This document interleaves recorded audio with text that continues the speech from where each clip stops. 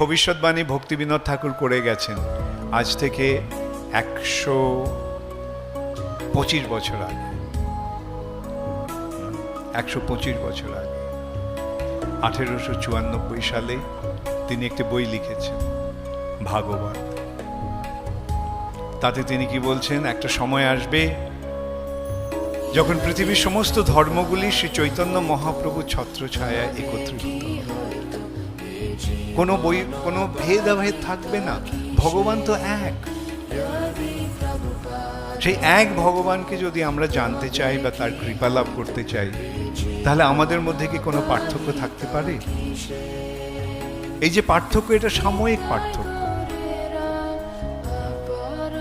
যেমন মধ্যপ্রাচ্যের মরুভূমিতে মোহাম্মদ প্রচার করলেন, তারা যাতে বোঝে তাদের বোধগম্য করে এই মতবাদটি স্থাপন করলেন। কিন্তু কি বললেন? সেই এক পরমেশ্বর আল্লাহ। যীশু খ্রিস্ট ঠিক তেমনই সেই অশিক্ষিত, অসংস্কৃত, অনুন্নত লোকেদের কাছে প্রচার করলেন। যেমন ছোট ক্লাসে গিয়ে কি সব কিছু বলা যায়?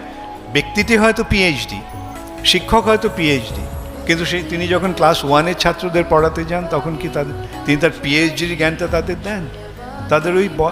তাদের বোধগম্য করে তিনি সেটা প্রদান করেন।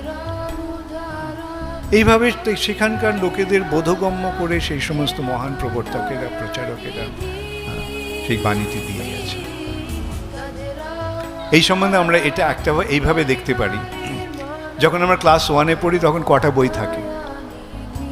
একটা কি দুটো বই।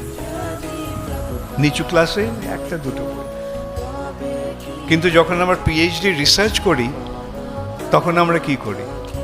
লাইব্রেরিতে গিয়ে পড়াশোনা করতে হয়। লাইব্রেরিতে অনেক বই রয়েছে।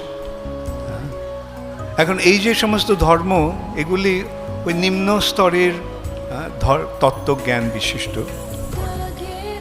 একটা দুটো বই রয়েছে। মুসলমানদের কোরআন,